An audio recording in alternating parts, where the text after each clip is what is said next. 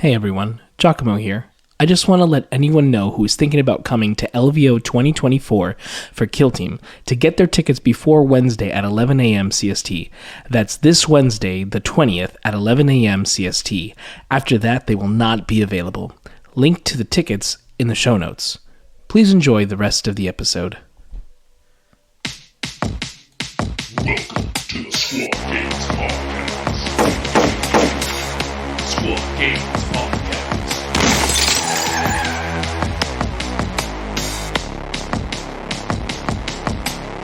We will talk about it. No one said they hated it. That sounds the like fuck up, Giacomo.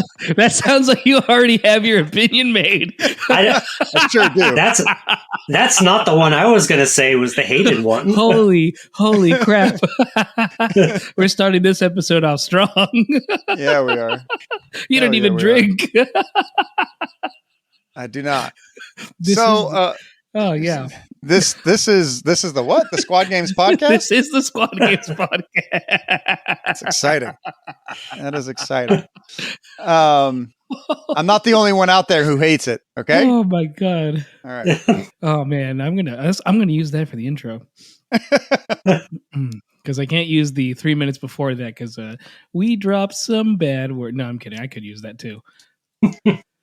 So this is the Squad Games Podcast. You know us. Janis is with us today. Heyo. Hey, Janis. Yeah, and we're gonna talk about Hello. stuff. Yeah, we're going to talk about the balanced data slate. We're going to talk about what is it called? Starts with an I. I'm having a brain fart. I remember. I don't remember. It starts with an I, G. I just told you this on the phone. That's why I said I, because I can't remember either. Oh my lord. I spy the thing I can't remember. That's exactly the thing. So we'll touch on that. And yeah, we'll talk about a few other things that are going to be fun today. So obviously, we are recording this the day that the balanced data slate dropped. You know, we dropped our wishes for what we hoped would come in our most recent episode, which is now completely out of date. Thank you, Games Workshop. You continue to be the gift that gives. In a good way. We want the balanced data slate. Man, we were like Moses walking through the desert for 40 days and 40 nights with no kill team. You mean 7 months? Was it 7 months? Well, yeah, that's us, but like, you know what I mean? Oh, that's just us, like walking through the desert for 7 months in a dry spell. We were dry. And the only thing we could talk about was like, oh, Colts won again. Oh, Hooray. Orcs are good. Oh, Colts won again. Exciting. What, the Q3 data slate dropped what? 8-8, I think? Yeah, it was I believe so. 8-8 or 8-10 or something. Yeah. It was right before Nova by a few weeks. Yeah, but to be honest, it didn't change much. I know that Elliot on the Meta Watch said that it, they feel like it curbed the Colts meta, but I think Worlds proved that the Colts were still the big bads. I think it did propagate the fact that it helped. It definitely helped. I'm not going to say it didn't. And it was a nice, good, quick fix. But I mean, I still want to see this team burn to the ground. I'm not going to lie. Who more, Colts or Pathfinders? Pathfinders. Fuck them. Yeah. Well, then you're not going to like this balanced data slate. Sorry. Fuck yeah. Bringing it up already. Fuck the Tau. That's all I have to say. See, anyone who's listening, you guys can tell that we've been wronged by one team one too many times. And me and Janis are both Eldar players, so we're not going to hate the Eldar like other people do, because Eldred has guided us in the right way. But we do hate the Tau, just like most other people. You guys can hate us just as much as we hate Tau, and I'm pretty neutral with the Tau, so like, leave your hate out for me. It is a free galaxy. Giacomo, aren't you painting Tau? Slowly, yeah. I painted the one character. Uh-huh. Yeah, that's on my Instagram. I'm not gonna lie, I have some Tau on the I have some purple and yellow and some vivacious Tau models. Yes, vivacious women Tau models. The weeb army, I call it. The only good kind of Tau. Robots. those There's fish no faces. such thing as good Tau. Give us the stealth Hey, suit Farsight team. Enclave are kind of cool. Yeah, the they're Enclave kinda is nice. pretty rad. But so they didn't change a lot of stuff, and there's some stuff that we wished we saw, right? Yes. That did not happen. And then there's a couple things that I felt were a little bit too light. And in the Meta Watch data slate, Elliot specifically called out that the new terrain is to blame for some of the light-handedness of some of the teams because they didn't think that they wanted to do that. My question to Elliot is, who's going to be running tournaments with this new terrain? I know me as an organizer, maybe I'll have like one or two if it's competitive. I'm not really sure like all of the rules. We've seen some things, but you know, I think collecting 3 sets of fully tournament organized terrain for a competitive game is a lot to ask tournament organizers. Yeah, So- especially since these terrains, like at least Into the Dark and Open Terrain, play significantly different. Where this Mhm. one plays pretty much like open board, except there's stuff you can't see through. And it's very, I would say that this terrain is also very laney, which is it's more laney than if that's even a word. It's not. Someone come up with one. It's more laney than Into the Dark. Like Into the Dark is typically you have 3 paths to follow. This one is also 3 paths to follow, but usually every path is going to go to some sort of central rig. You have the 2 sides and then you have the central rig, right? And I don't know. I don't know if I'm stoked on it yet. I mean, we might run some, we might have some, depending on how the terrain is perceived. I don't like the fact that it calls for jump checks, and jump checks are a dice roll. It'd be really nice if we could take dice rolls out of certain things, especially when there's a couple teams already that can completely ignore jump checks. Oh yeah, Flies, and so like it just makes every other team worse. And a 1 in 6 chance you're going to roll a 1 in 6 chance your model gets stuck on engage and dies. I mean, doesn't feel good competitively, right? So, I mean, obviously we don't have the full rules, so I'm going to withhold judgment, but I'm a little skeptical starting off. So let's move on to this balanced data slate. That has some great touches and some bad touches. Show me on the PDF where they touched you. I will show you, Giacomo. Don't you worry. Oh, I believe it. So first things first, I guess they go in order from when released. Am I correct? Yeah, they go from season 1 through seasons. Yeah, by the various releases.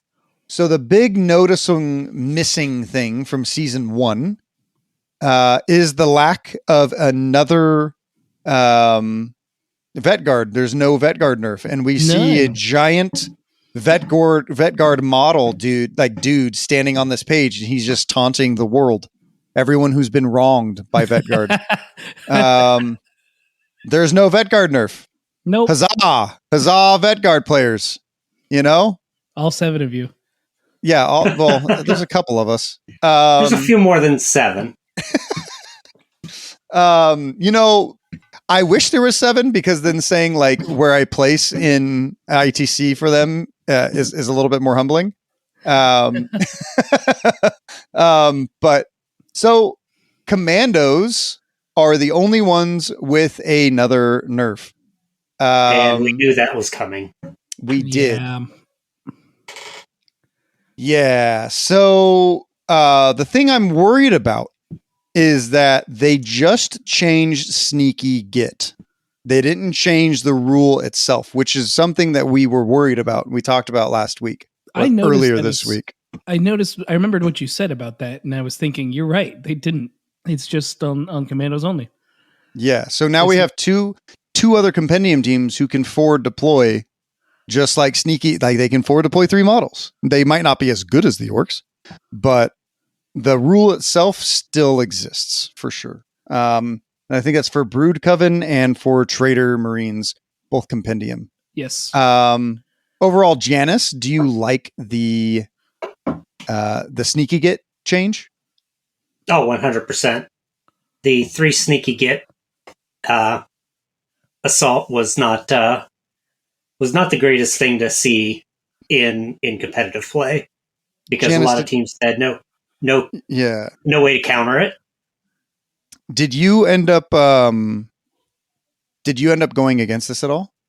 Getting Yes. 3 sneaky getted? Yes. And how did that game go? I lost, of course. Because I think most of us would. Yeah.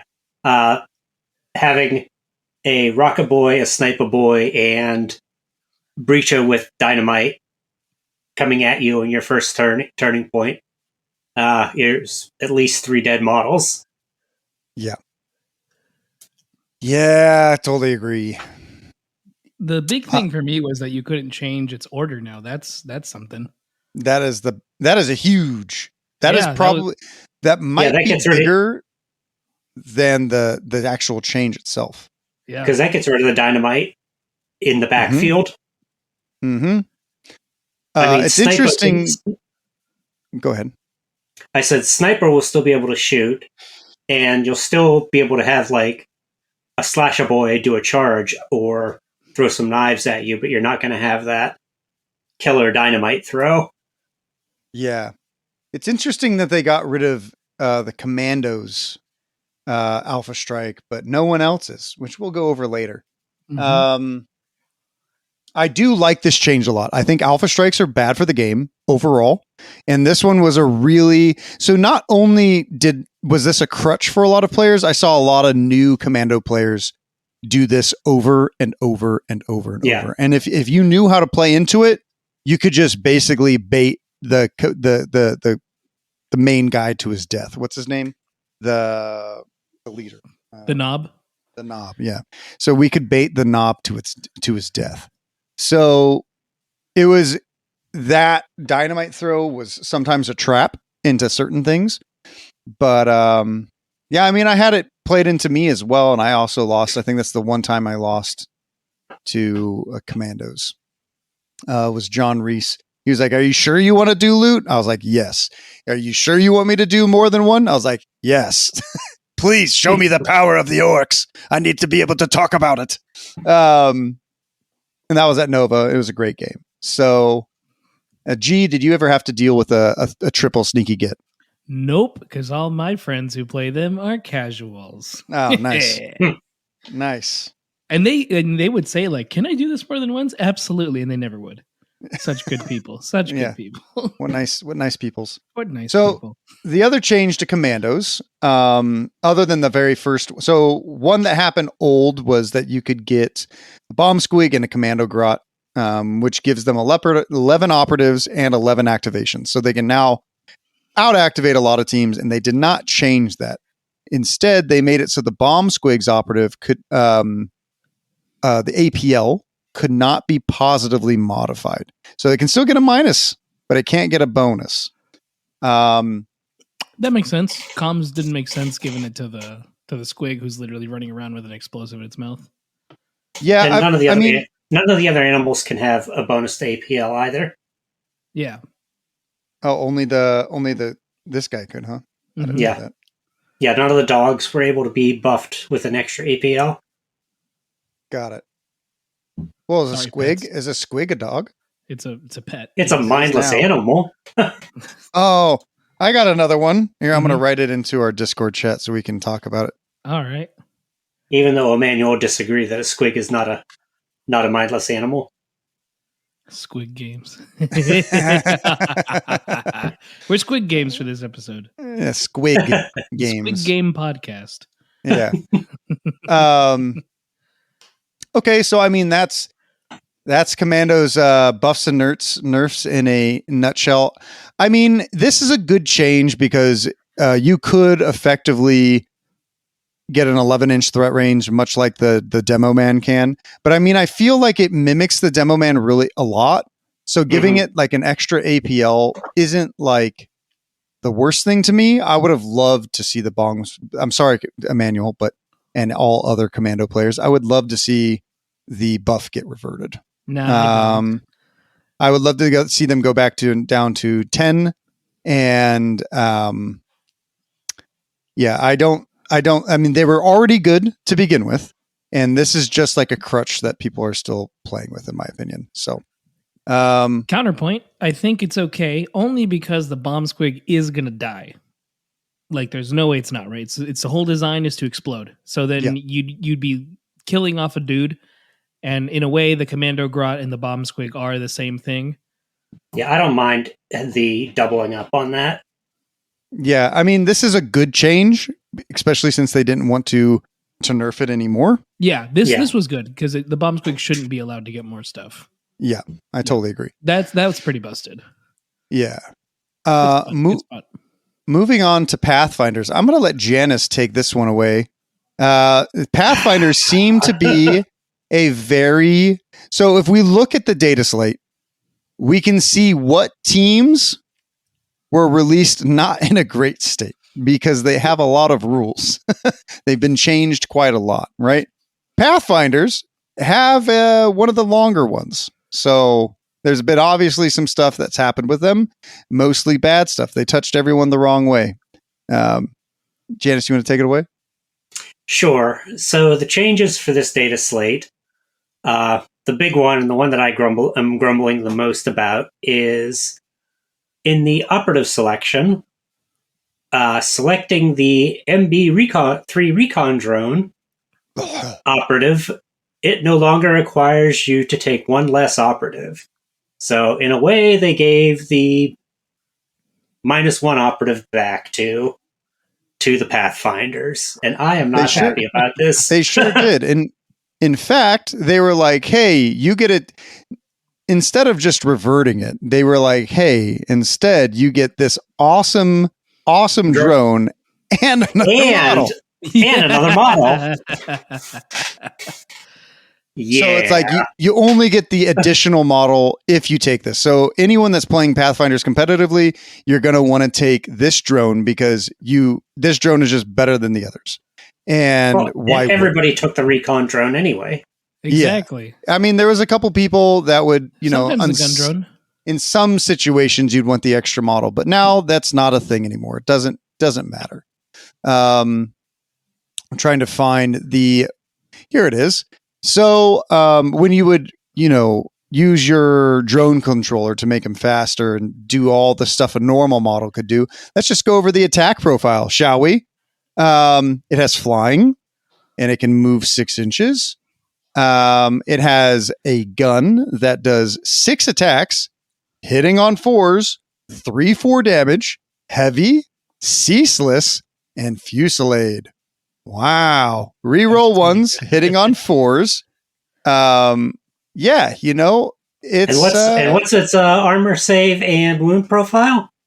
Oh, sorry, I forgot to mention that. It's a 4+ save with 12 wounds. Wow. On top of that, during the mission sequence, when this operative was selected for deployment, after resolving your selected scouting step, you can select to resolve a recon option in addition to any other options. So initiative is still determined by your original selection. So not only that, but then you can get another scouting step. It's amazing. Yeah. Incredible team. Not happy about this one. Yeah, me neither. Chalnath Supremacy is coming back. I mean, we very well could see this team do very well or win LVO just because of the small change. I don't know if they will, because there's some other people we'll talk about later on that could knock them off their little blue throne. Don't forget that drones can now open hatches too. I'm not as concerned about that one. So what we're talking about here is the second change for Pathfinders. It's with the drone controller Pathfinder operative. They get the ability focused EMP overdrive. So if the drone controller operative is in the kill zone, friendly drones can perform the operate hatch action and ignore the first bullet point on artificial intelligence. Mm-hmm. So So if your drone controller's there, your drones are able to do the little R2D2 thing and open hatches. beep, boop, beep, boop, beep. Yeah, we're gonna see some cool moves there. I'm sure someone will figure it out.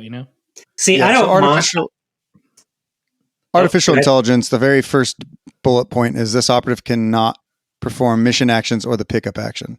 So with that, I mean, the drone controller already pretty much does that. Yeah, and But with the drone controller, he can do mission actions. Now it just allows him to open doors, Yep. which I don't mind. But giving them back their operative, Yeah. angry Janis noises. Mhm. How many activations does that put him at now? a lot depends. Homie, They used to be able to geo to like 12 models. I don't know Yeah, I what their remember those actual days. thing is. Not 12 models, but it was like 4 or 5. Yeah, they used to be able Um, to string 4 activations off before you could even move. Yeah, it was fucking stupid. There's a reason why we hate the Pathfinders, okay? So I think they have what, 10 models? 12 models now again? 12 It was models. So 12 plus a 12, drone, right? they'll have 12 Yeah. activations. Yeah, they have 12 Oh, activations. that's a lot. Sure does. It's good stuff. And their guns do 4 or 5 damage. Just remember that. That's right. They have very strong weapons. Super bolters hitting on 4s. Great stuff. Yeah, 4 or 5. And And with they enough also marker have- lights can reroll everything and no obscuring, And bonded. no cover. Bonded, and then also let's not forget their turn 1 alpha strike where they can actually, they're like, hey, you got first turning point. Oh, guess what? No, you didn't. I can spend a CP and steal it and then kill everyone. It's Yeah. impossible for me not to have first. They're a stupid team. Very upset. Angry Dakotah noises.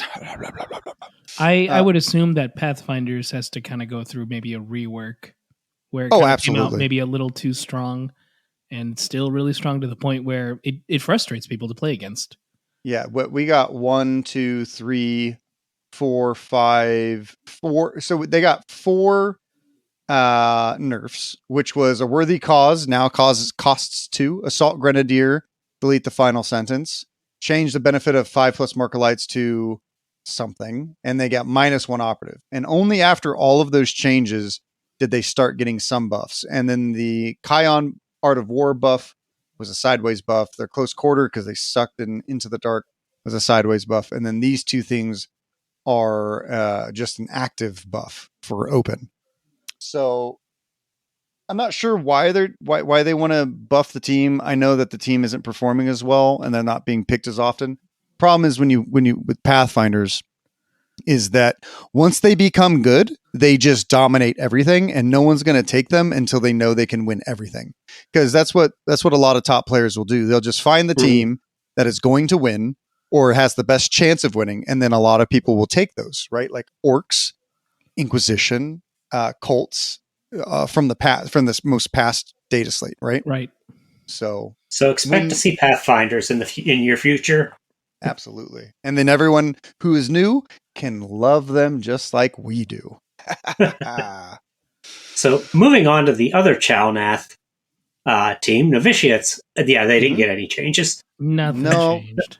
Which is probably good. I think I know that there's a lot of people that are really hot on them. We just had Alexa and Kellen on the podcast, and they both praised Novitiates. I just played Kellen before. I thought this past weekend, I thought Novitiates were good, but there's a better team now that changes dice way better than they do. So they are now rightfully put back into second place. I don't know if it puts them in second place, but they're still pretty good. They're good. I still keep trying to do my my Necromunda conversions for Novitiates because I want to do make it the reality. A bunch of Eschers done up like. Oh, nice! Oh, that's fun. That's a fun my one. metal nuns. Love it. Yeah, that's pretty fun. Novitiates, I think, are definitely a solid team. I just don't think that they're S tier. Yeah. So all right. Moving on. Phobos got nothing. Nada. Didn't need it. Corsairs. Yeah, Corsairs got some love. They got some love, and They did. it's appreciated. Mhm. Yeah. Yeah. You want to go over it, G? Sure. All right. So the Outcast strategic ploy changed its distance from 3 inches instead of 6, which is nice because now you can be sort of grouped up. And for those who aren't aware, the strategic ploy works as following. I'm just going to read it because it'll be easier for me. Until the end of the turning point, each time a friendly Corsair Void Scarred operative fights in combat or makes a shooting attack, in the roll attack dice step of the combat or shooting attack, if it is more than 6 inches from friendly operatives, that's the old text. So now if it is more than 3 inches from friendly operatives, if you retain any critical hits, you can select one of your failed hits to be retained as a successful hit, which works in their favor because sometimes you want to be close, and 6 inches can be kind of limiting. Yeah. So that's always nice, it's just a little bit more to get them in line to be more successful in hits. That's good. And then Deadly still Ambush. don't think this is going to fix the team, but go ahead. Probably not, but it's really nice to have it. And then Deadly Ambush, this one, it works, and I didn't actually realize this was a thing that didn't happen before. I guess it just never occurred to me. But you can now be in Conceal, and then when you activate it and do your charge, it turns you into Engage, which is nice. Yeah, that's the Deadly Ambush tactic. Yes. That's nice too. The most gotcha thing they got, right? And it's the gotcha that you got to expect. Like, it's like Kellen said, you can't be a salty bitch if you play Hyrotech Circle. Yep. And you can't be salty if you're playing against Corsairs. They're gonna do Deadly Ambush at some point. Yeah, absolutely. You're gonna miss position eventually, and they're gonna charge you and do something. Yep. Yeah. All right. I don't think it's gonna bring the team up to the point of like greatness. Maybe if they got another gunner or something, but I think it's cool. Yeah, the Void Scarred are still going to remain in that same middle table realm that they've been living in. Yeah, where you got to go to your buddies and go like, yeah, I went like 3-2 this weekend or something, and it's like, all right, you got a few more wins. That's awesome, but you might not be like top 8. Who knows? Prove us wrong. I still think that Corsairs need a second gunner / allowed to take the gunner and the heavy gunner, something like that. Put them on more same par with their evil brethren. The best of them all. And make their medic an actual medic rather than that kind of half medic, half comms that they currently have them as. Yeah, I could see that. So moving on to the Kill Team Annual from 2022, we have Gellerpox, didn't get anything changed. Surprised. I'm surprised. Are you guys surprised? Yeah, I would have thought maybe like they would have gotten like a one less little like equipment bug guy because they have a lot. I guess I didn't expect to see any changes to Gellerpox, to be honest. See, I still think that they are, depending, I guess, how everything else shakes out, I still think that they're really strong. I think they could easily get another small nerf just because even when we went to Merry Mayhem, we had 2 Gellerpox in the top 8, they're strong. Yeah, and they weren't Orion. So people are getting better with them, and only time will make them even better and better and better. So Star Striders also got nothing. Surprise. I would have liked to see the privateer support stuff change a little bit, but okay, I guess we're living in this world, and that's all right. I mean, I think the most frustrating thing that people can play with against the Star Striders is that after a model's been activated, sitting somewhere, they have a different model activated, they can then call the strike from a model that's already been. It feels bad. It just doesn't feel good to people. Right. They're really fucking good still. Yeah. Yeah, they are. Yeah. They're a hard team to pilot, but they are really, really good. So, it is what it is, right? Maybe next time. Hunter Clay, Janis, you want to take these bad boys? Sure. I don't know much about Hunter Clade because I've never really played him, but I can talk about I don't think many of us have. their buffs here. So the first buff is changing the Protector Imperative optimization to each time a friendly Hunter Clade model our operative makes a shooting attack. In the roll attack dice step of the shooting attack, it can re-roll one of your dice. I think it was previously you had to have 2 misses to be able to get to do a re-roll, and now it's just you get to re-roll 1 die. Interesting. Okay. So it makes it a little bit more useful rather than having to have 2 misses. And the change to the Bulwark Imperative, that's just rolling defense dice. And in that, I believe you had to have two fails to be able to do that. And so this, again, just re-roll a die. Yep. Sometimes they're easy fixes, I guess. Yeah.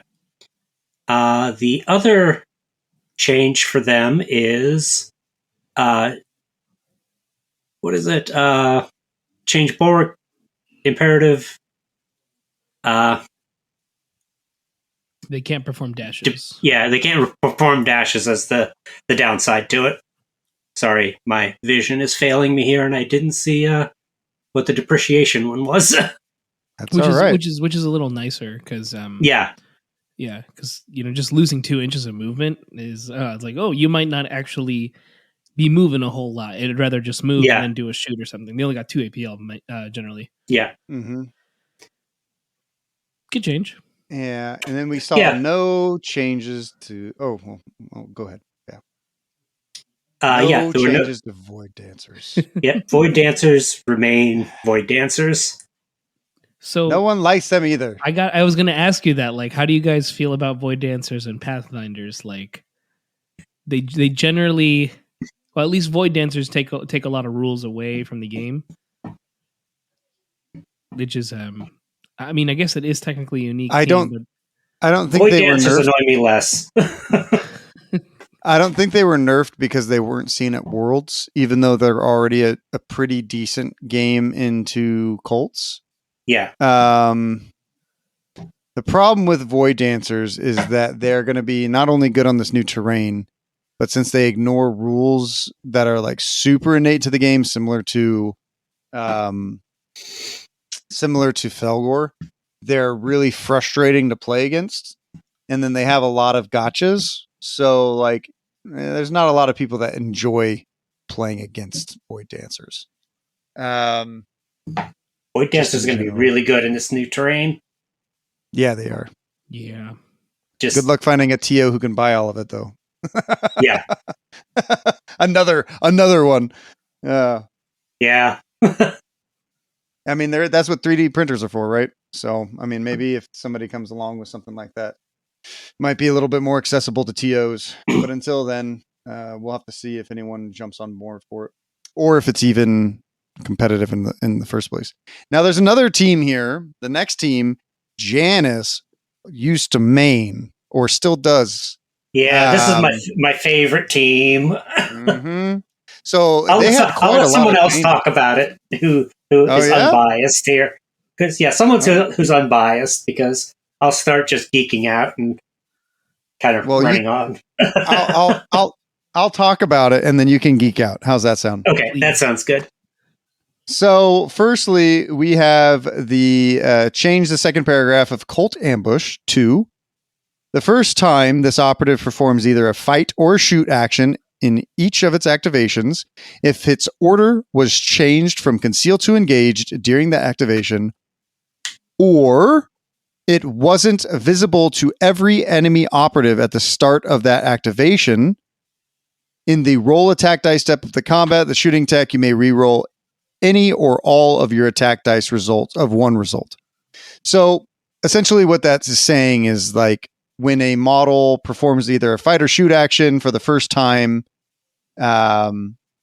you get to re-roll like all your 2s or all your 3s or all your 1s that you roll on a specific roll. Unless every enemy model is able to see them. Yeah, I'm not going to have that. That is a little bit ridiculous. A little bit ridiculous. So for LVO, I don't think that we're going to have it be every enemy model. It's going to be just a singular enemy operative. So if the model is actually hidden, like they're supposed to be, I think that this is a rules mistake. I think that chat GPT'd a little bit too much. Every enemy operative seems absolutely ridiculous, in my opinion. What do you guys think? It'll screw over Pathfinders. So thus it's allowed.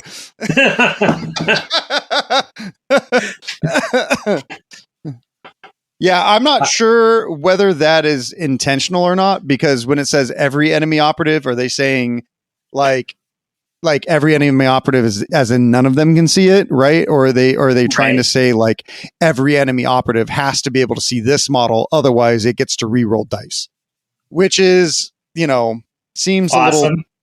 Awesome. Yeah, indeed. I mean, like the most sense it makes is the point is an ambush. So if one person can see you, then they're calling you out. There's an ambush. But if not, you're behind something and no one can see you. You jump out. There's your ambush. Yeah, I think that there's a rules and as intended for sure on this. Right. But I think that it came out of the English. Maybe they translated it from Spanish. Maybe it got weird because, or if it wasn't visible to every enemy operative at the start of the activation. Could you rewrite this as, or if no enemy operatives, or it wasn't visible to any enemy operatives, right? Like, couldn't there be a little easier way to write this? There probably is. I mean, look, I've been playing 10th edition, and there's some 10th edition cards, like the mission ones. You go, wait, what? And you have to like triple read it for a few times. Then you go, oh, okay, I get it now. Yeah, I definitely think that we've had issues with grammatical things in the past with the balanced data slates. So it doesn't surprise me that there's one thing that's a little weird. It's kind of similar to the last balanced data slate, which they didn't update for 4 months. Of them saying like people were arguing that the way it was worded in the balanced data slate, that people could then kill a Felgor in one shot, right? Right. And then it was obviously fixed in the next data slate saying like, no, actually it's subsequent shooting attacks. Like all the TOs pretty much said like, no, this is how it's going to be ruled. So exactly. I doubt that they mean every enemy operative. So all 6 of your Space Marines have to see this one flamer. It seems a little bit redundant. Maybe great on the next terrain. Not great for Into the Dark.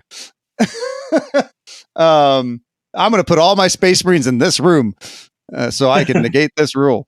Sounds great for Wormblade. So moving on to the next one is add the following Talon operatives familiar soul sight action. This is the Sanctus, right? Yeah, this is a Sanctus Talon. So the Stabby Sanctus. Yeah, Stabby Sanctus. I just sorry, Johns. I killed your Stabby Sanctus with a meltagun. You scared me. Until the end of the turning point, each time this operative fights in combat with that enemy operative, in the resolve successful hit step of that combat, the first time you resolve one of your successful critical hits, you can immediately resolve one of your successful normal hits or successful critical hit if you have none. I didn't retain any of that. So why don't you guys just tell me what I read? Okay, so the Sanctus Talon is the Stabby Sanctus. His special abilities, he's able to charge from conceal. So he's an orc. Okay. His blade is 3/6 hitting on 2s. Lethal 4 with stun. What the fuck? Jesus. Yeah, he's pretty rough. How many attacks? 4. Well, I'm glad I shot him with a meltagun now.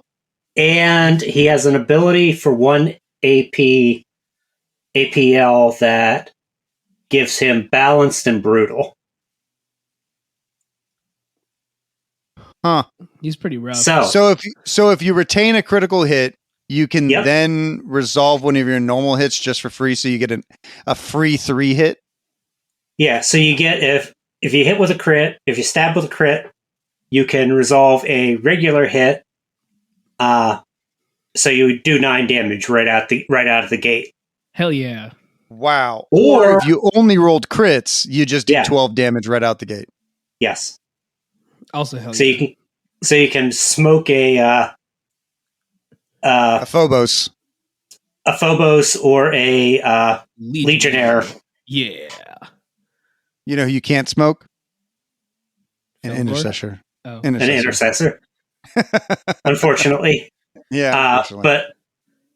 But with being 4-up lethal, you're at decent odds to have all crits. Yeah. Hmm. Yeah. It's not terrible. Yeah, Yeah. and then we get to the most interesting rule out of all of the Wormblade, in my opinion, and that is the heavy gunner operative gains the following ability: Suspensor System, which is you can move 6 inches, inches and shoot. But what this adds is the fact that you can come in from conceal now, or from the super From sneak. hiding. Yeah, the From sneakies. Yeah, from hiding. With a heavy gunner. So you can be like, yo, what's up? What's up, Surprise. intercession guy? I'm going to shoot you with my mining laser. Yeah. So Janis, why don't you tell us how good this change is for Wormblade? Because Wormblade specifically struggles. They're good into like hordes, but they struggle into, more of the like intercession and mech teams. Okay, so the using hiding is and with the heavy weapons being able to drop and be able to shoot, is going to be basically erasing an elite model, because with the changes that are done here, you will be able to use called ambush when you drop in, because those models weren't able to be seen before you dropped them. So you'll be able to get your rerolls from called ambush, and then just dropping your guy in. It's the tactic says it counts as having moved, which under previous rules the heavy weapon would have considered have done a move action, can't shoot. Now they're able to have a move action and shoot. So hence heavy weapons dropping and shooting with called ambush rerolls. Ooh, that's nice. Yeah. That's real nice. I mean, the mining laser is the only one that's going to be really used in this manner, because while the seismic cannon is good, it's not going to be a delete a model type, unless it's like an 8 wound model. But I'm thinking more when you're going up against marine equivalents. Yep. Mm-hmm. So now there's one thing I noticed. I don't know if any of these changes really make that big of a difference on Into the Dark, which is somewhere where they definitely struggle. And they also seem to struggle into like Felgor and Colts, like most other teams. But they're good into like Vetguard. They're good into teams who they can surprise and kill like really important models. Do you think that these changes are going to drastically help them on Into the Dark? Not so much. Okay. The being able basically Into the Dark, just forget about doing hiding, unless you want to have someone closer to a door. Because you're not going to be able to do really a lot of your sneaky drop somebody in, get a cheeky shot off. But the being able to just be able to move with your heavy weapons and fire is going to be a quality of life for you when playing Into the Dark. The Talon buffs, they're going to help Into the Dark, because people may want to take him more than instead of the sniper. Yeah, instead of the sniper, or if you're going to try to do like a full sneaky melee run, drop the Kellermorph and run the Talon and the Locust. Okay. See, whenever you say Locust, I just think of Gears of War. Dude, Gears of War is the perfect way to look at Kill Team. It works. It does. Just think about Gears of War and think about Kill Team. And Wormblade is just the Locust horde. They're just the Locusts, yeah. Nice. What we got to do is, we have to, we have to make a narrative campaign where it's just like human marine Day of dudes. Emergence. Yeah, Day of Emergence versus the Wormblade. Hell yeah. But yeah, I'm really excited about the Wormblade changes just because my team's viable again. Are you thinking of bringing them to LVO? It's on my top 3 right now. Ooh, Amazing. I like that. Amazing. We won't try to ask you. We will ask you, but we don't expect you to tell us the truth about your top 3. We'll keep it surprise. I made Wormblade. I'm never going to tell the exact truth. Facts. So Warp Coven is next, and I am surprised as much as everyone else is probably surprised that there's all these other teams getting changes, getting buffs, but poor old Warp Coven. I mean, I think they're like we're waiting for a whole rewrite. Maybe that's all I can think of because that's. I think they seem to be, at least for this one, forgotten, much like Coven was. No, Compendium. Not Compendium. I meant to say like Wormblade was last time. True. Yeah, they're just kind of. An interesting note on the Wormblade buffs. That's the first changes that have ever been made to Wormblade. Mm-hmm. Long overdue, in my opinion. Long overdue. In a long time. Yeah. Oh my goodness, yeah. Of course, I think they left a bad taste in a lot of people's mouths when they first came out because they were so complicated. They really screwed over a lot of people, and people had bad experiences with them. Either people misplaying the rules in tournaments, or other stuff like that, like at KTO1 and a few other things that kind of soured people towards Wormblade. So maybe they were hesitant to give them a buff because of those. I'm not really sure. This is just speculation. So right. Yeah. Pretty exciting to say it though. It's about fucking time is the thing I can't say. Yeah. But Warp Coven, they seem to be the forgotten faction. Them and Compendium. Compendium is dead. In my opinion, Compendium's dead. It's not serious. Yeah, I mean, the only team that's viable nowadays is real, in my opinion, is Custodes. So yeah. And we can't say they didn't because they won KTO this year. Yep. Okay, guys? Yeah, they all right. Right. Yeah. Yep, I am right. Yeah, I'm not going to even argue. Moving on. Season 2. Hey, Season 2. Buy the DVD box set. So Season 2, we have Farstalker Kitten Band. Yeah. Janis, what changed here? Okay, so the Killbroker operative, his Call the Kill ability. Select one enemy operative in the kill zone. Visibility is not required. And each time you use it, select one of the following effects for that turning point. Turning point instead. Can't speak. That's fine. Existing, i.e. auto-retain a normal hit, ceaseless or P1. What the fuck is this mod? Yeah, existing threw me off too when I was reading that in the morning. Like, what the fuck? What is? I'm gonna look. I think that's it. I think that's the leader. Yeah, his whole thing is to like he dishes out like you can do this thing. It is the leader. Yeah. I'm gonna click on the leader. And I think before you needed to have line of sight. Yeah, you needed I think you needed visibility. And is it call the kill? What is he calling out again? Call the kill ability. So once in each strategy phase, when it is your turn to use a strategic player pass, you can select an enemy operative visible to. So we don't need that anymore. Yeah. To this operative instead, until the end of the turning point. Each time a friendly Kroot, I'm going to call him Kroot now, like Groot.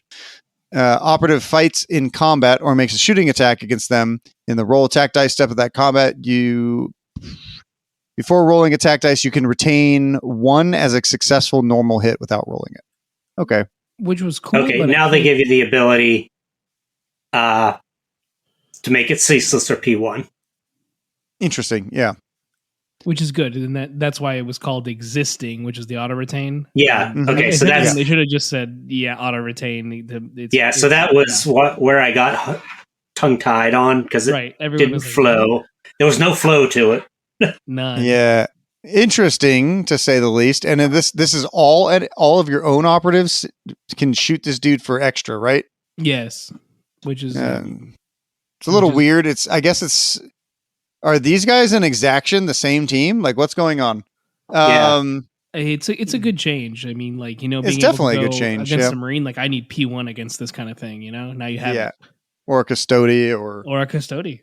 Or if it's like I don't know, a torment, you could make it so it's all their weapons are ceaseless or whatever. Interesting. Right. Okay. Make sure you get the hit.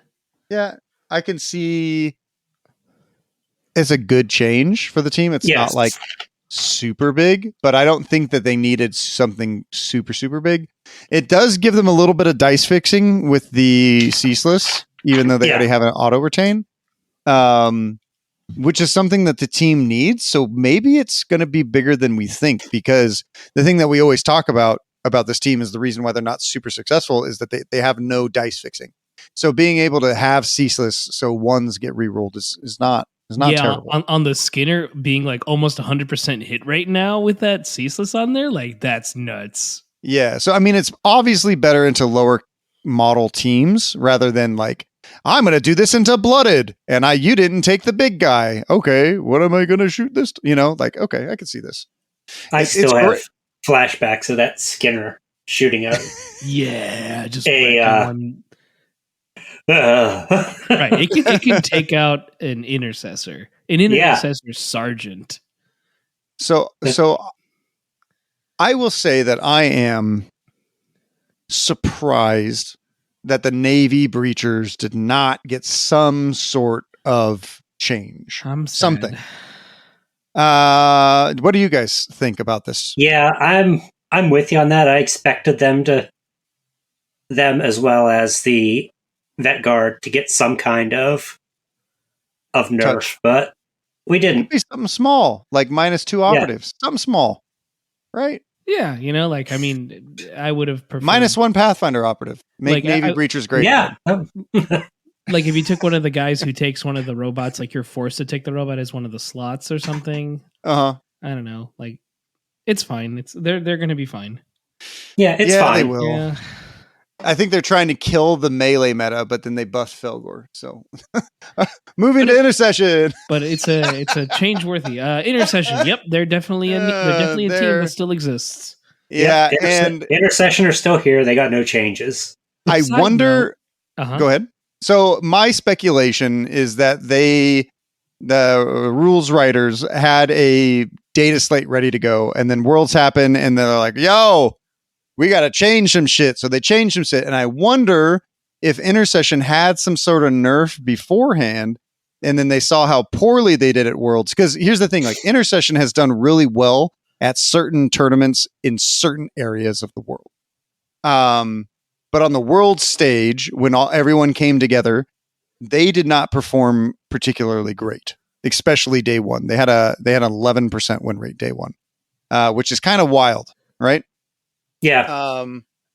So maybe, I mean, I think intercession's at a great spot. I do. I think they're perfectly where they are, and nothing else is needed. Yeah. Yeah. They don't need more. But side note, I think Justinian got no clarification. What the hell? Oh my fucking God. You're right. What the fuck? Yeah. Like, okay. So the Warhammer events team has given them or has let them play with seek and destroy and security, right? Just like everyone else. Yeah. I mean, I find it mind-boggling that in 7 months we have gotten no kill teams other than Justinian, and Justinian wasn't even a fully realized concept. It's just mind-boggling. I just don't understand. No TAC ops either. Yeah, I don't know. I don't know. So moving on to Hyrotech Circle.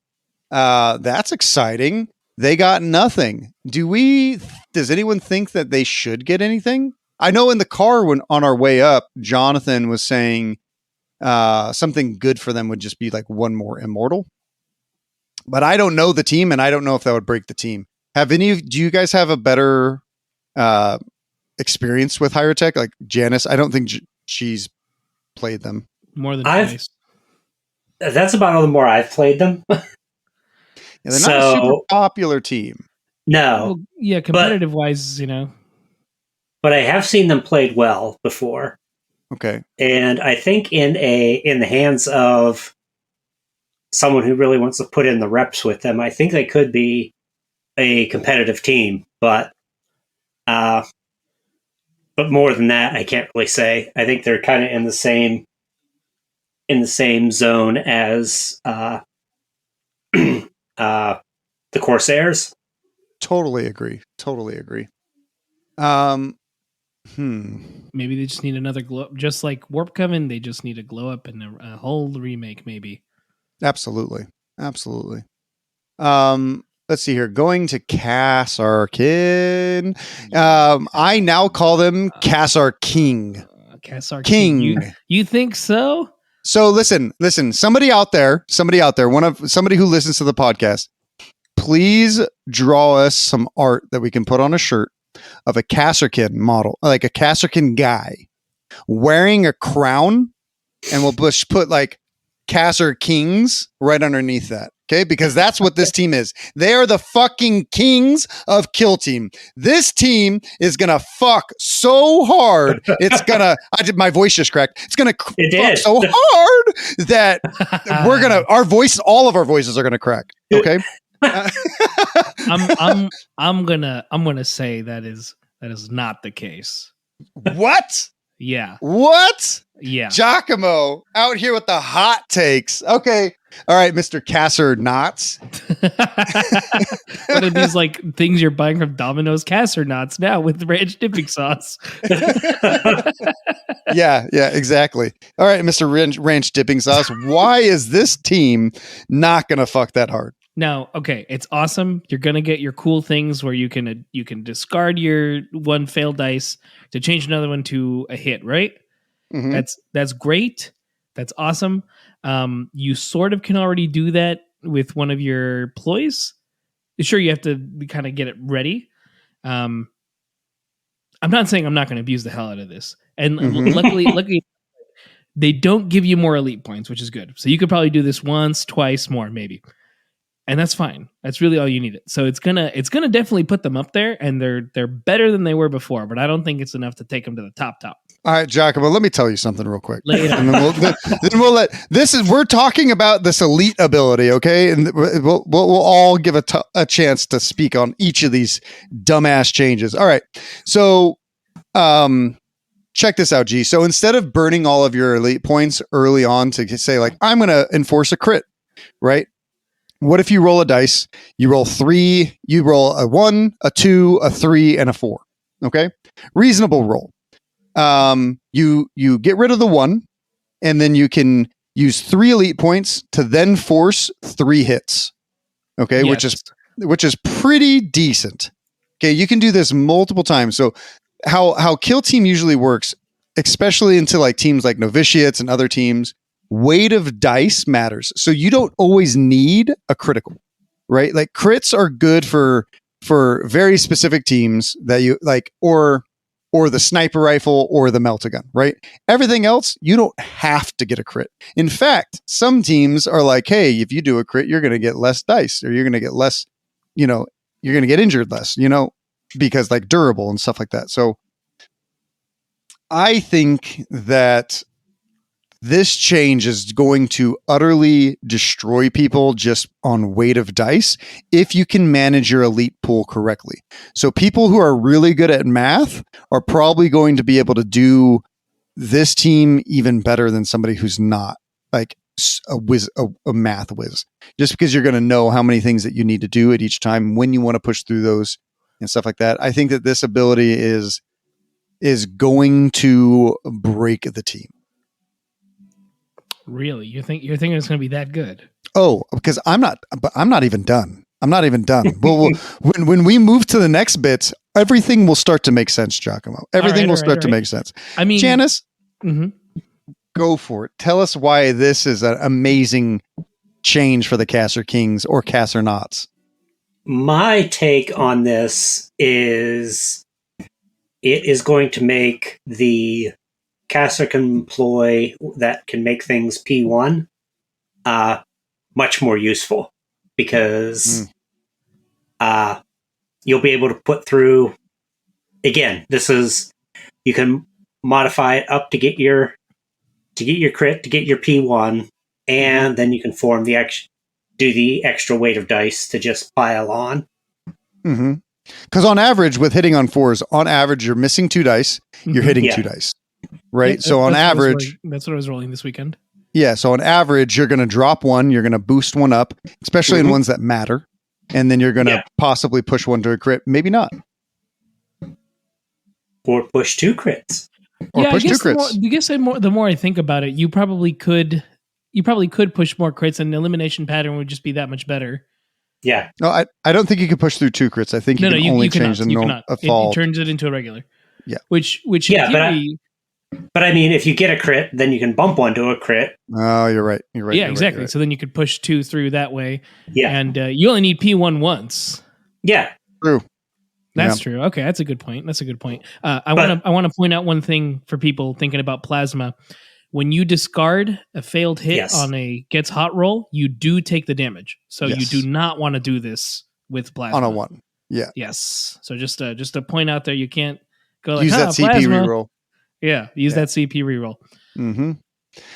So let's move on to the second one, and things will start to make a little bit more sense. So why does Giacomo, give us your first reaction on the Recon Trooper? Dude, as soon as I read this, I was like, oh my God, not obscured. Oh, you could just say, yeah, that guy trying to hide here. Nah, we can do reciprocal shooting to that guy. Basically, fuck that guy. Fuck that guy. Yeah. Hey, we're better on Into the Dark. Hey, we're better everywhere. Literally that. Mm-hmm. Yeah, that for me was probably the one I actually liked the most, and the next one afterwards.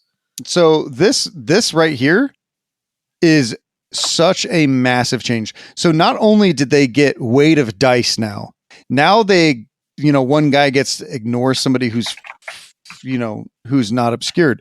Now here's the crazy part on top of that, right? This team and this model can be taken with Inquisition. And what model has Inquisition? What model from Inquisition has the biggest and best blast in the game? Alex and I were just talking about that today during lunch. We were just saying that. So Inquisition just has the plasma cannon. And now you can make somebody not obscured without using the cat? Are you fucking kidding me? Sorry, Breachers, you're out. Yeah, sorry, Breachers. Sorry, Vetguard. Casterkin out of the way. So not only does this make Casterkin better, but this guy makes all of Inquisition even more busted than they already are. Like, I don't know if the rules writers were saying like, hey, we think that this team is needs a buff, but then we also have to think about like, hey, whatever we do here, oh man, it's just going to be so nutty, man. Is this change and that change is just craziness, right? Yeah, the fact that this any buff to the Inquisition ancillary troops is a buff to Inquisition. Yeah. Yeah. Yeah. The Warden just got so much better. Like sorry, not the Warden, the Recon got so much better. I already like taking him anyway. I think everyone does because you get a free Recon dash. Yeah. So like it's just like, wow, now you get this on top of it. He's not just the guy who sits in the back and scores an objective. Yeah, that is. I mean, he's gonna be this changes are starting to make that insane. Yeah. I mean, there's we'll get to what I think it later, but let's move on to foregrip. This was nice. I wasn't expecting to get this at all. Homie, this is fucking amazing. Yeah, this is awesome. You're telling me my plasma gunner can now be double the threat he was already? Yeah. But here's the thing. On guard. Possibly ignoring obscured and and making it so that you can like oh, I hit on 4s no matter what, and I get to re-roll and I get to push other dice. Like everything stacking together is what's going to break this team. Yeah, this is okay. I think you convinced me. This is pretty nutty. Okay, so this is Cass or nuts? Yeah, I don't think this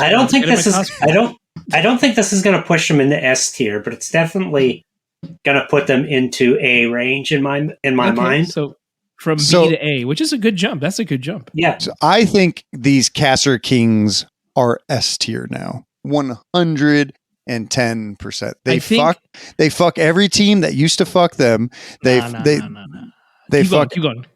fuck your mom. They fuck everyone. It's just not fun anymore.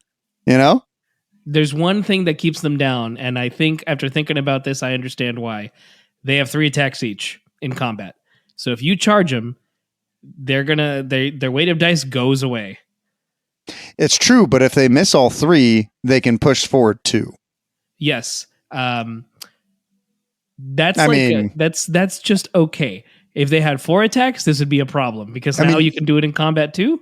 They could hit once and then guarantee a second hit now. Or for Cadia, right? Yeah, if their combat blades put them to 4 attacks, I would say that would be... Yeah, because that's honestly what I thought was going to happen. I thought they were going to kind of get in line with like Votan, getting like their weapon gives them 1 more hit. Or for Cadia, 1 more hit. Yeah, that would bust the team even more. Nuts. I'm pretty sure Casser Kings are here to stay, and they're here to show all of us underlings how good they are. Which I'm glad because I just finished my Casterkin, save for 3 extra models. See, Giacomo is so I can't see your guys, so I don't think they exist. That's true. I mean, it works perfect. They're in camo. Yeah, exactly. What camo? What models? They're just different brown colors. So moving on to Exaction Squad, another buff to Inquisition. Awesome. Yeah. Mm-hmm. Thank you, Games Workshop. Still wish you gave them an actual Inquisitor. Who wants to go over this one? G? Sure. All right. So a little change here. The execution order tactical ploy costs you nothing the first time you use it during the battle, and then 1 point after, which is big because you couldn't use it more than once before. And you don't need to see anything now. You just go like, that's the thing we're doing. Yeah, you know? It ignores the line of sight that you used to have. Which is just awesome. Mm-hmm. That's a big thing because I know this team's been struggling. And do you think this is going to push them though? You think it's going to make them like better? I mean, the question is, G, do you think if they were able to use this every single round into your Space Marines, because this is the team that screws over this team more than anything else is Intercession and Legionary.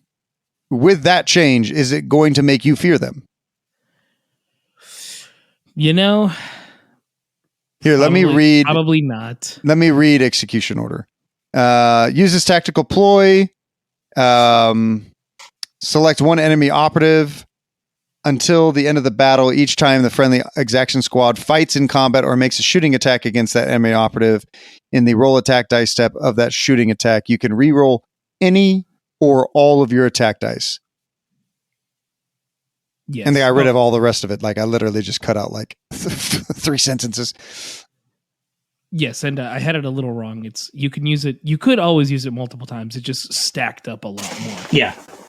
So now it's just a max 1. I think it used to be 0 plus CP as well. So it'd continue adding itself up until the end, which was.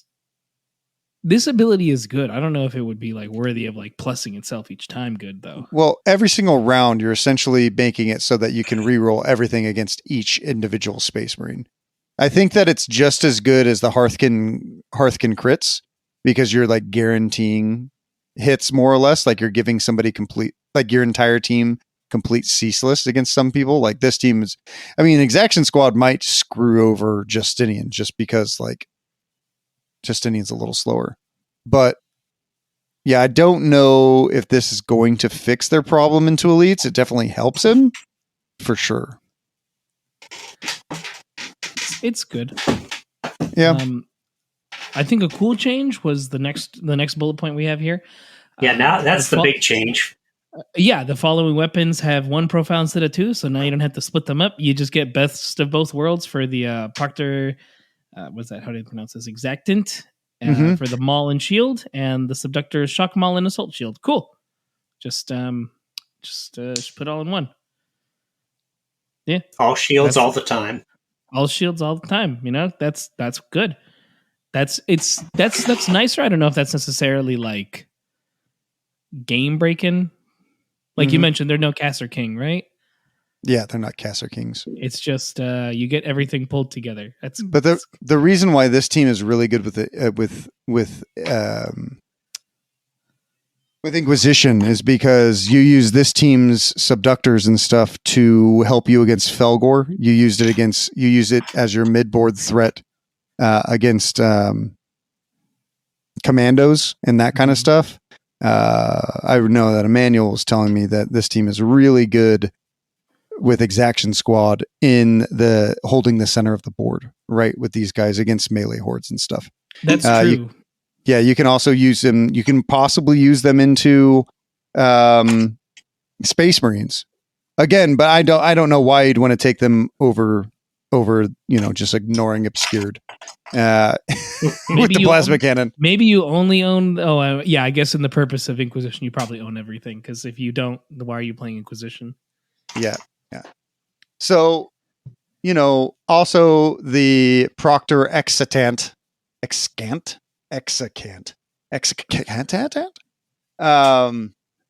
You can deploy the Nunosuya. What? The Nuncio? Nuncio. There we go. Deploy the Nuncio Aquila for 0 action points now, which is very nice. That is a big thing. That's a nice buff. I just had a little bit of word vomit. Just a little bit. Yeah, just on the the Nuncio tequila. It's fine. Yep. Yeah, that's the one. So Hearthkin didn't get a buff or a nerf. What the hell, dude? Is anyone? What do you guys think? I'm big sad, man. I don't know what else I'd really give them outside of telling them that's just get the 6 inches, because otherwise I think they're mostly fine. It's just the speed. I guess it just means I got to be a better player. True. Yeah, I don't think they need anything else, and them being slow is part of their character. So yeah, I'm good with it. Lose some of their charm, so yeah. Use the jetpack guy effectively, guys. That's it. Yeah. I'm not surprised that they didn't get a buff or a nerf. I think they could have gone either way. I think they're definitely moved up a tier. I think they're probably A tier now, but now the fact that other teams have gotten worse. Are you trying to get out of the book? No, I'd love to stay in the book. Fuck it, they're C tier. They're C tier now. So Felgor, I am not a fan of the changes for Felgor. I do like the change. I do like the change of incapacitating. They clarified that when a model is frenzied, the critical damage on a subsequent shooting attack, because there's a lot of people arguing to hell and back when they did not do that. They've been arguing for 4 months, and all the TOs were like, no, it's going to take subsequent shooting attacks.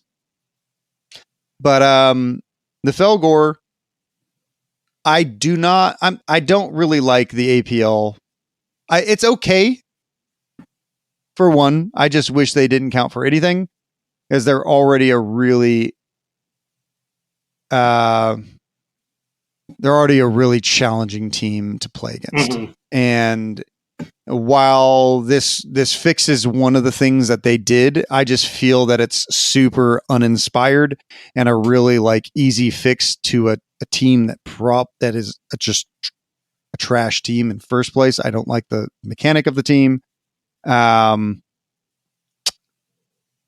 my opinion, I just think it's a really uninspired change. And I wish that we could have got something a little bit different, maybe a sideways buff, something else. But I can see that they say hey, we pushed it too far. Maybe they should do a little bit. It's just really, really hard to kill a model twice. It's difficult. Yeah. It's very, very difficult. And I play Vetguard, and it's easy for me to kill a lot of models. But being able to save crits sometimes, it's just like it's just it feels bad.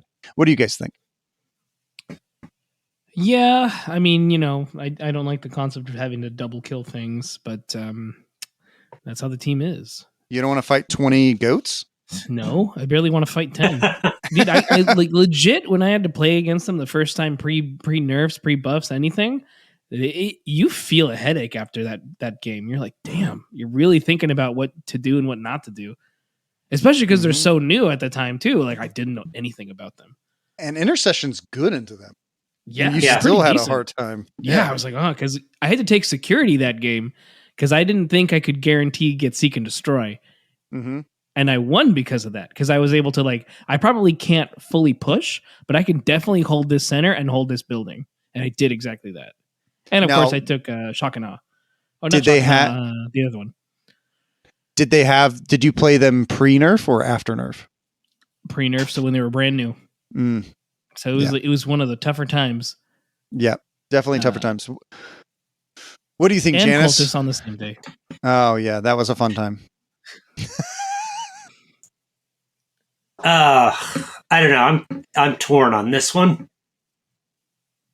Yeah. I think this makes them viable now. As far as the previous nerf went too far, so I think scaling it back a bit is going to help them. But I don't think they're going to be the be all end all. So I will say that I just played Jimmy Kelly's Felgor, and they are very much good. And I don't know if it was too far. I think it was actually a really good nail on the head, because also something that people don't know is Felgor went off and won SoCal Day 2 with like 22, 24 players. That was Sam Rosen from San Diego, and a part of Bats, and he won. Jimmy Kelly just got second at Merry Mayhem, and I would have lost to him if this was in effect. And I played as good as I could on Into the Dark. Like, the problem is that this team is also super, super strong on Into the Dark, and we already have issues with the team. I think that they're actually still really good, and this is just going to push them into possibly A to S tier again. So, yeah, that's my opinion. I think they're really good, and I think that the community overreacted last time. Even Alexander Popov said that they actually were better than what everyone thought they were dead in the water, right? Mm-hmm. But are they going to supplant your Caster King for the crown? I think the Caster Kings will reign dominant over Felgor, because they probably have a pretty decent matchup into Felgor, but because they can just like guarantee crits. But that doesn't mean that Felgor don't have play into them. For instance, Felgor, correct me if I'm wrong, Janis, if Casterkin goes on guard and a Felgor charges him, the Felgor gets shot and killed. You can do a point blank Overwatch. And then the Felgor gets to finish his activation by killing that model, and then dies right after that, because then his thing ends. Am I incorrect? Yeah. I am incorrect? Or am I correct? If the Casterkin gets so if he kills him as he charges in, the goat frenzies, he'll either kill him, or if the he doesn't get to fight. The Casterkin don't get a fight back after that. They'll just get like 5 hits and die. Right? Oh, that's right. Mm-hmm. So then the Casterkin dies, and then the Felgor will finish the activation. Now, correct us if we're wrong, and that's anyone in Discord. But how I read the rule is that, so Casterkin goes on guard, guy charges, kills the guy, bada bing, bada boom. The Felgor dies, but you just traded 1 for 1. Which with the Caster Kings, you don't want to trade any kings. They're all kings. They're all short kings because they're all 25 millimeters tall. 28 millimeters tall. No, they're 28s. Yeah. The short kings. So, yeah. I think that they still have play into them in certain matchups, especially on Into the Dark. So, the Caster Kings still might run into a little bit of a road bump, but I do think that the Caster Kings still have the edge over the Felgors currently. But I think Felgors are going to supplant some of the other teams that we're going to talk about right about now. Nice callback. No. We got the Chaos Cults up next, and they finally got nerfed. I wish they got nerfed more. What do you guys think? I think this is definitely going to turn. Yeah, I think this is definitely going to keep them in check better than what they have been. Oh yeah, I totally agree with that 100%. Yeah, the it's a pretty significant nerf. Was good. You had said one of these ones, and I'm glad it came to fruition, Mr. Dakotah, because it's a good one. I think a lot of people have been calling for the healing to be nerfed. A lot of people. I can't claim this. No claim to fame on this one. Like some of the other ones, we can claim fame to. Intercession. We believed it, talked about it at lunch, and it came to life the next day. Yeah, it was amazing. Half the rules were correct too. It was great. So, Janis, do you want to run us through these? Sure. So the first of the nerfs for them is one that I was kind of holding the banner for and wanting to pray into existence. Is the friendly devotee operatives can mutate at the end of a combat in which they incapacitate an enemy operative and were not incapacitated themselves. They cannot mutate by just inflicting damage and surviving. So I think this is a nerf to most non-horde teams. They can probably still get away with maybe charging into a Casterkin, maybe if they've ran out of elite points. They can definitely get it off on Tau, Vetguard, and a few other models with 7 wounds, right? Yeah. Maybe certain Hearthkin, right? Because they still get 4 attacks and they still do 3-4 damage, which is fucking mind-boggling. Right? And somehow the Caster King can't. Yeah. Think of it this way, Dakotah. Have you ever fought a meth head? I have not. Actually, I have during security. So they tried. They pooped in the hallway behind the building, and then I had to protect their own poop from them, so they didn't take their poop and spread it on the walls and me. It was about a 45-minute battle. And them saying that the CIA were coming after them and they needed to collect their poop, and then they started threatening me with their feces. So yes, Janis, in fact, I have. So would you say they're worthy of 4 attacks, 3-4 damage? I might say yes. I might say yes to this. It depends if they have the pipe or not. Think of it that way. Yeah. Okay. Fair enough. Janis has convinced me. All devotees. I have 4 attacks, but they now need to hit on a 4+.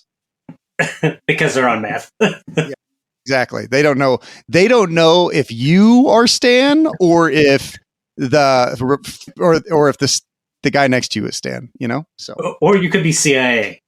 I could be CIA. They don't know. Yeah. Security was anyway. Very interesting time. So, but anyway, I'm glad to see that you have to actually kill the guy to get your mutation on, rather than just agreed. This is a very good change. Like I said, it doesn't fix versus all teams, but against most teams, this is a very substantial nerf. Yeah, against anything that has power armor, basically. You know what this is not a nerf into? No, it is a nerf. Felgor will just kill him. Yep. Yeah, just like beat you up. Yeah, because they could never mutate because they can't kill him. No, I think doesn't the Felgor thing now say that if you kill him, they actually dead? They errata. Was that an errata? I think so.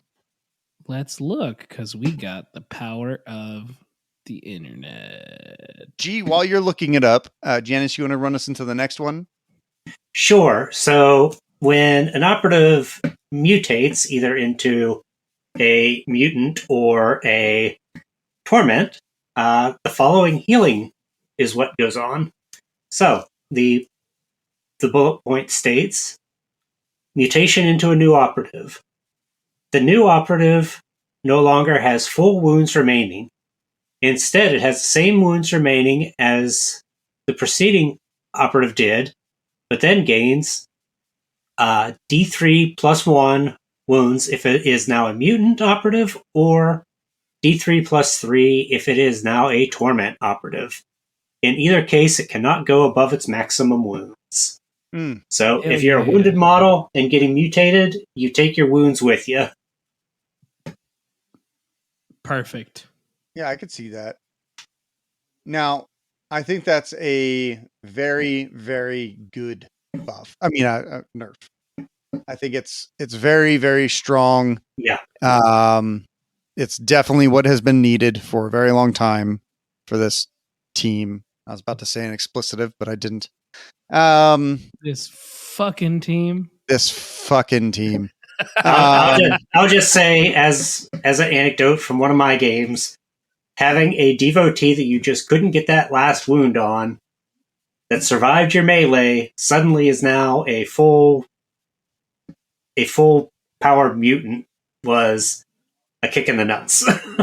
That, or even the torment, going from mutant to oh my goodness, is great, gross. And so I don't even have the nuts to kick.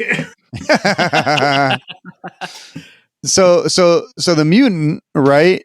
If it's down to 1, and then you roll a D3 plus 3, the maximum you can get up to is what, 7, which is great. Yeah.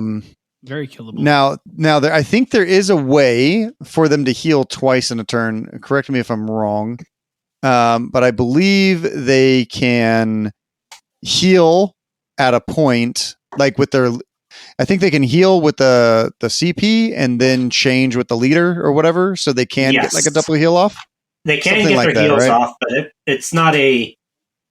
There's still going to be extra points have to be put into it. It's not just an immediate. Aha! I'm full health again. Yeah, absolutely. So there's definitely things that the teams can do. So my overall takeaway from Chaos Cults, it is no longer a noob stomping noob team. So like you couldn't take it to a tournament, not be great with the team, and perform relatively well like you could with Cults Intercession, right? This team, I think now is actually going to take a skilled pilot in order to know who to devote or who to change, who to do. I think the team has become much harder to play. Yeah. I don't know if they've lost a ton of power. Like they've lost some power, 1000%. But I don't know how much they've actually lost if a good player is playing them. And that's not necessarily a bad thing, right? Like we want people that can express their skill through a team to be able to express that skill and be able to play the team well. I'm hesitant to say that the team is anywhere below an A to A plus tier. I'm very hesitant. I am wounded. I am scarred by this team. I'll believe it when I see it. I still think they're a high A in competitive, but like you said, it's not going to be someone that just picked up the team or had it handed to them and go play. They're not going to be. They're not going to be taking a top 8 somewhere on their first tournament. Yeah. Now, I don't think that even after the last one that they were still in a spot where you could just pick them up and take them to a tournament and just do willy-nilly with them and get top 8. I do think that even then there was some things that happened where the team is like, you still need to be able to play the team. I think the team is even more finicky and more fragile now for Chaos Cult. So I definitely think that I don't know if anyone's going to look at the player that brought them and be like, you're one of them.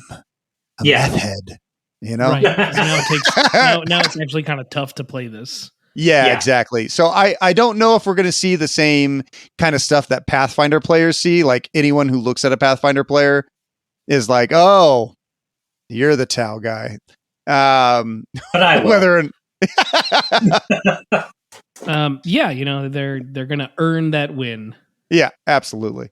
And I want to bring up the frenzy ability. It does not mention anything for that. It specifically goes over scoring VPs from TAC Ops, gaining pain tokens and blooded tokens, and for completing performances of allegories. That's it. Unless they get another errata. For death? Yeah. No, for because Weather frenzy. I'm pretty sure because they specified somewhere that because otherwise seek and destroy doesn't work against them. Right. That was the first bullet point, which is scoring VPs from TAC Ops. Oh. Yeah, they specifically yeah. mentioned those. Yeah, so scoring. Cults, so read it again. Read it again. yes, I'll read them all three. Scoring VPs from TAC Ops that require enemy operatives to be incapacitated, gaining paid tokens, Hands of the Archon, and blooded tokens, blooded, and last one, completing performances of allegories, Void Dancers. Yeah, so I would expect in the future there to For be an them. errata because cults weren't really out by then, Right. or this new rule wasn't, and I guarantee you that people weren't thinking about every single interaction. But as rules are written currently, Felgor mess up cultists in the combat. yeah, totally. Yeah. Janis, what do you think? Oh, I think it is too. And I think Yep. every model needs to see a Gene Stealer cultist.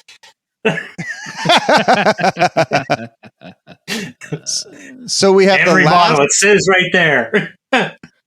we have the last team to talk about here. Inquisition. They didn't get anything. Oh wait, they did. They got They got everything. They got everything. So can we all agree that Inquisition is probably the strongest team in the game right now? yes, but there's a lot happening, and I mean, the don't- Caster Kings are nipping at their heels, in my opinion. like I There's a don't know lot if of moving parts to do Inquisitorial Agent. That's Oh, going to yeah. be the part that, like, realistically, I think we're going to see Casterkin and Vetguard are probably still going to be the two most picked. Yeah, absolutely. I mean, Inquisition is I would say, is the hardest team to pilot in all of Kill Team. There is so much that they can currently, right? We don't know about any future teams that we've been seeing some rules on, but this team currently, Inquisition, has very much. You can do so much pre-game, so much during the game. Even like the highest level of players, unless if you play this team like 50 to 100 times, and that's not even a joke, right? You have to play every single form of this team against every single iteration of other teams to be able to understand what you want to take and what you need to take. And then you have balanced data slates that come out like this, that they're just like, hey, remember you never brought Caster Kings because, they weren't that great with me. Well, now you have to learn them because now we can ignore obscurity. Fantastic. I think this team has the highest level of possibilities. They had a 75% win rate at Worlds, and they still didn't get a nerf because they didn't make top 8. What were people running as their? I think it was all breachers. I'm pretty sure, or Yeah, mostly. so- I wasn't there, so I can't tell you 100%. I think Vetguard are really good with them too, but now I would probably take Caster Kings and the Exaction Squad. Well, with breachers, you can still use breach and clear with Inquisitorial Agents, Yeah. right? Okay, so it's not totally dead for breachers. I agree. It's definitely not totally dead whatsoever. And you still have the option to take a cat and still be able to ignore obscurity as well. But this just makes it so much easier. Like the mental load of having to run like them 4, 6, 9 times in the case of LVO. Like imagine playing Inquisition 9 times at LVO. Dude, right? You're going to get pretty, after the first two. you're going to get pretty dang good with the team, right? Oh, that too. Yeah. I mean, look at Alexander Popov, right?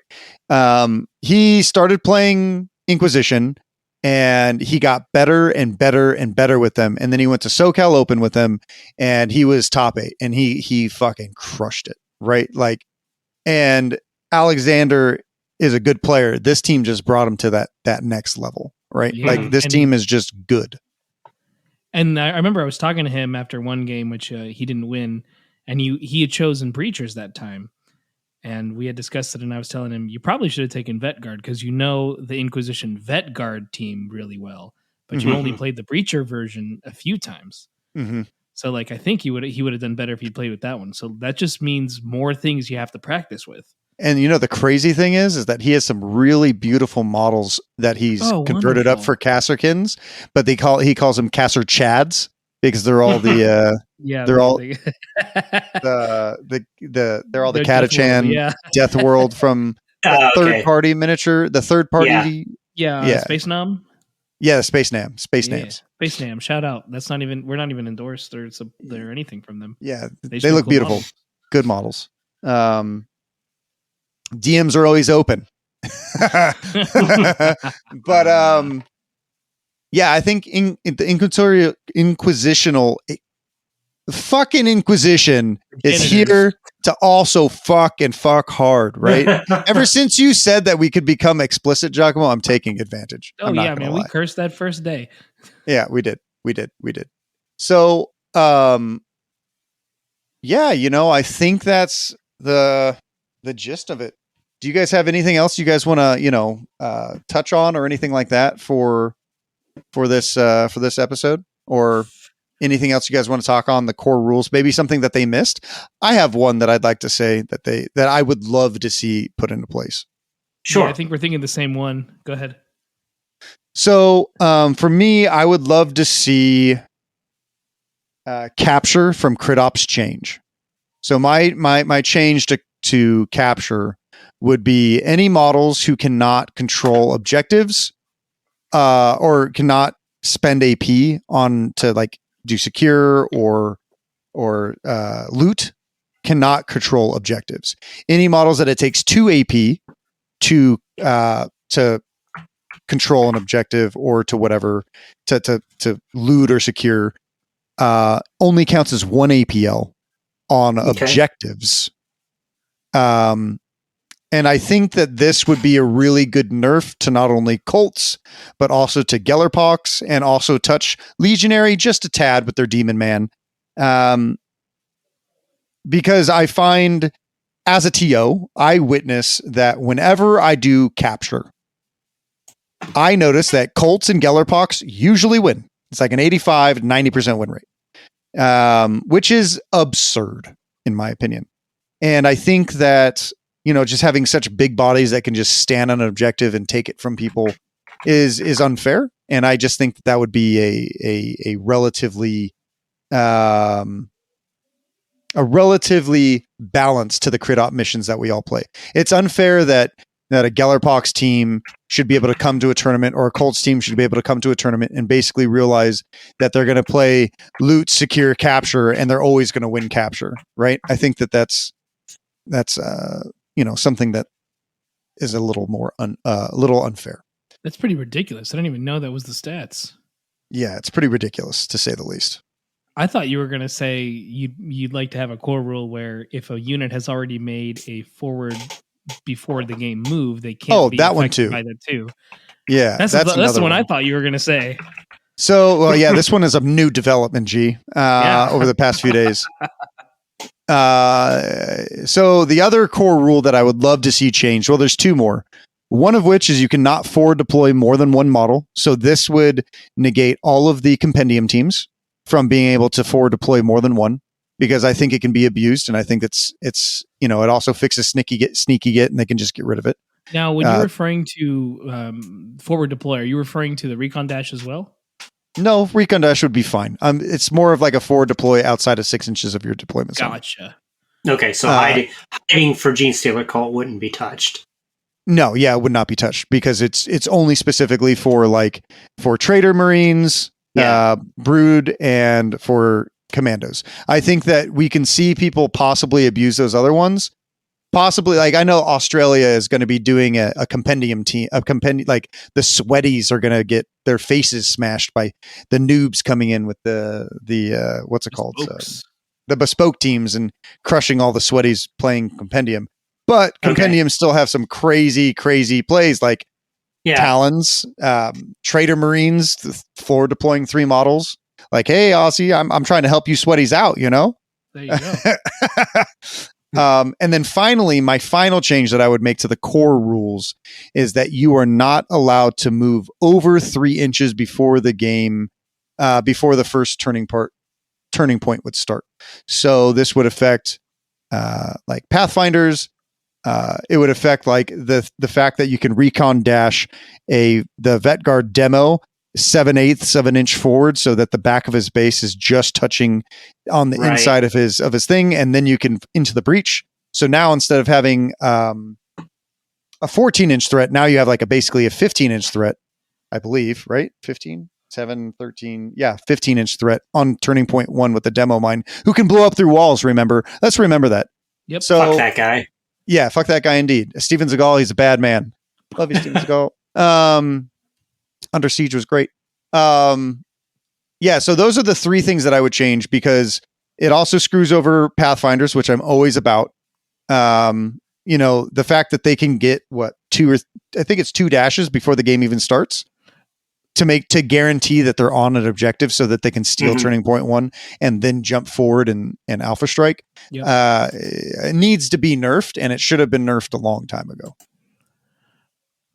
Now, I'm mostly on agreement with that one. I think it should just be once they've been forward moved once, they can't be affected by it again. Yeah, that works. So like, because otherwise you also get rid of Phobos's ability to move 4 inches with their jetpack. Okay, I see what you mean. Okay. Yeah. So this way, like if you've already forwarded dash, so even if the one forward move is all you can do. Yeah, exactly. Yeah. Even if the demo man moves forward, he can't into the breach because he's already done a forward move. Yeah, that makes sense. Yeah, something like that. Like they'd have to specify what counts as a forward move and stuff. Mm-hmm. That could work. I'd be fine with that. Yeah, those are the 3. G, do you have any other ones? Has anything done you wrong? No, honestly, that's pretty much been it. For the most part, the core rules are fine. Clearly we need one more unit for Pathfinder, so it's fine. Giacomo? No, we don't. You're right. We need 2 more. We need to remove 3 more models from them. Agreed. Yes, Janis. Yes. After we gave them the buff, so that makes sense. We even out. Janis, is there anything that you think would be a nice life change for the game? Oh, and there's always recover item should just be deleted. Oh yeah, that should be maybe even further into your opponent's deployment zone. Like you have to pick it up and control it that way or something. That too. So like pick it up and controlling isn't too bad. Personally, I think they should do with it the same thing they do with the Nowhere Unreachable. Unreachable for Wormblade, and allow your opponent to place it. Oh yeah. Yeah, that's the corner of my deployment zone. Let's go. Because that's the Nowhere Unreachable. It's like, well, where are you going to put this thing in the most inconvenient spot in the open that's going to get me killed if I go for it? True. I like that. I think that maybe 3 inches outside of your deployment zone or something like that. Can't get any closer than 3 inches from your deployment zone. Or I think that would be reasonable. Or 6 inches from the controlling player's deployment zone, so that way they have to be at least further in and they have to actually go get it. And then you can absolutely set it up in the open and someone will get shot. Yeah, totally agree. Yeah, I think if you just had your opponent placing it, that would end that problem right there. Yeah, as long as there is some restriction to where they're placing it, because again, if you put it in the corner of the map, you're like, all right, no one's ever going to take this thing now. Yeah, I mean, there's still things you need to do, but it would be better. Be 100% if they followed the same rules as Nowhere Unreachable. Yeah, because it's so easy to get. It's it's a super easy objective. It's a free 2 points. Basically, yeah. There's Which been a couple Cancer times King can take.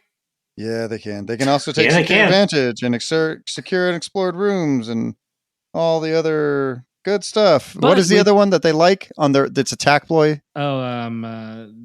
Secure. Well, God, it's the one where you can go ahead and go like, hey, I'm going to do reposition to be off of it, and then this turn I'm going to control it. So now I control it, Yeah, and you can like walk back on. walk back on it, and it's dumb as hell. I forget what it is, but that one's one of the ones They should make it like they should nerf that to be like Technocurse. So once you've done one on objective, one of them, you can't do it again. You know? I think that's what it's supposed to be for vital objective. Who knows? Oh no, you know what? They don't specify if you've already done it. Yep.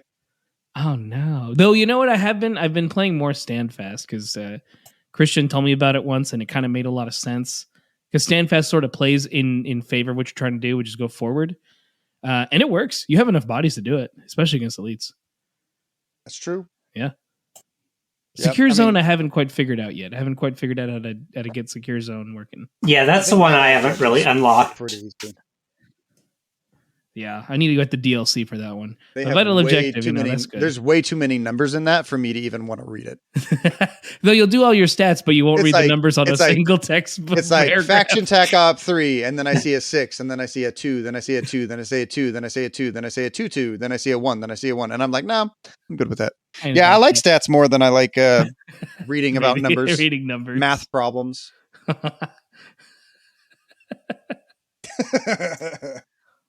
If a caster Do you have can left anything that, Cadia, just Yeah.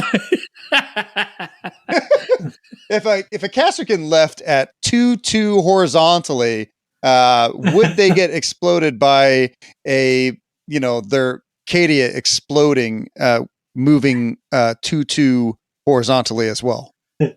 but does the distance matter? No. Cadia stands. Cadia never died. Yeah, That's why it still exists. That's why they're the kings, I guess. Yeah, caster king. They're like the Vegetas of their home world. There you go. Yeah, princes, caster princes. So yeah, I mean, I think we've hit this balanced data slate pretty good. Do you guys have anything else you want to add? No, I have nothing else to add, really. Okay, I have something I want to add. Sure. Gosh, it's always Dakotah. He always has so much to add. So we are going to be adding something this upcoming year. In fact, I believe we're recording it this weekend, the very first episode. A new podcast.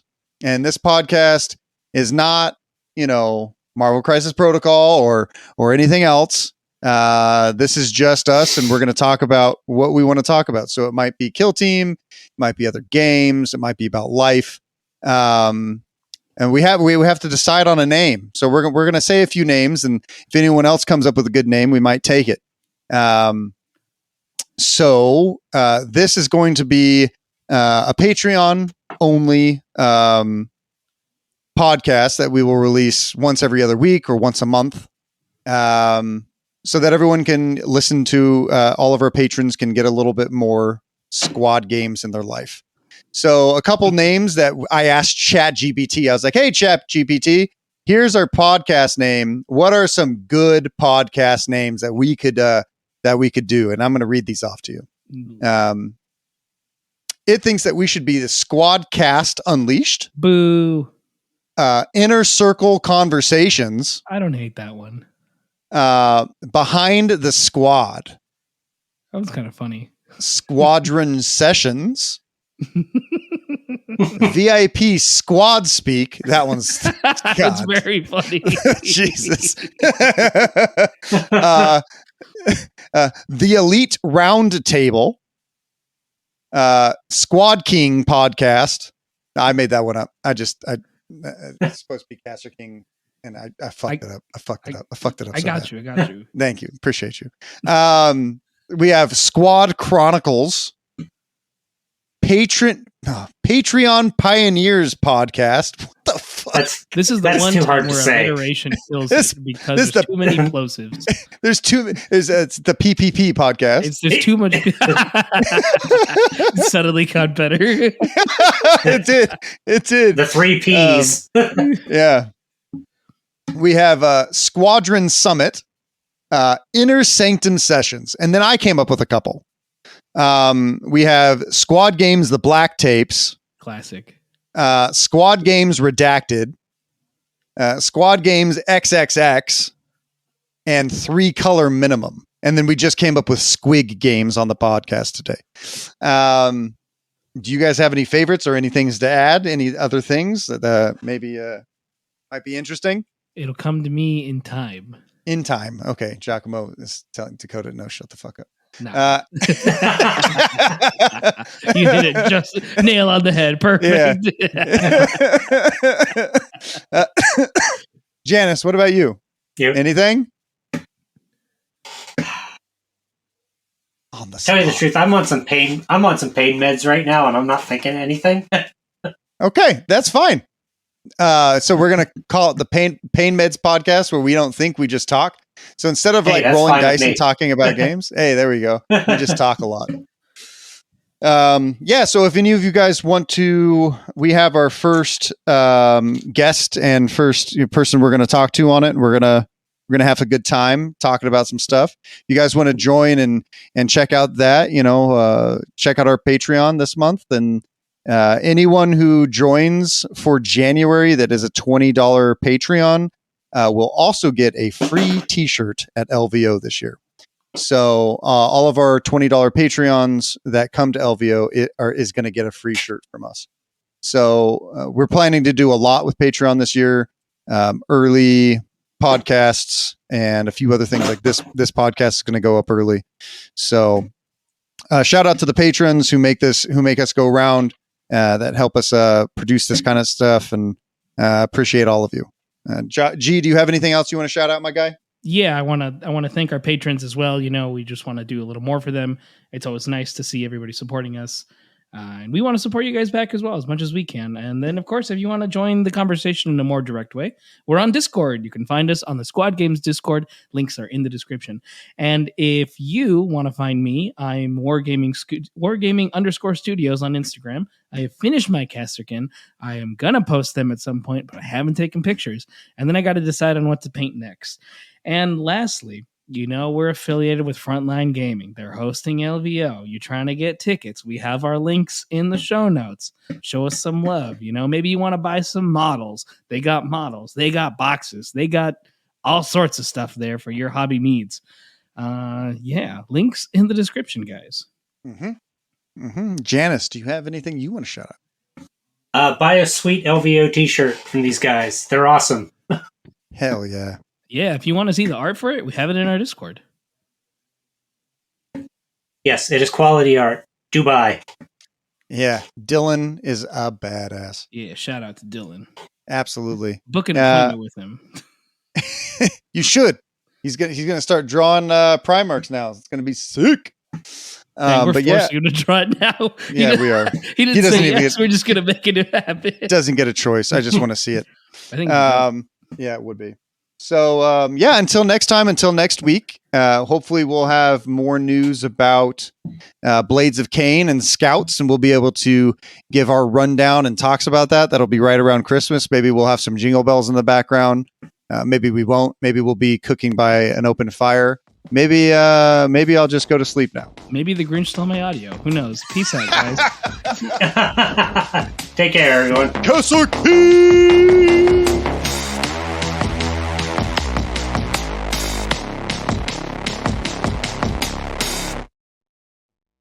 The Squad Games podcast is a production of Squad Games Entertainment.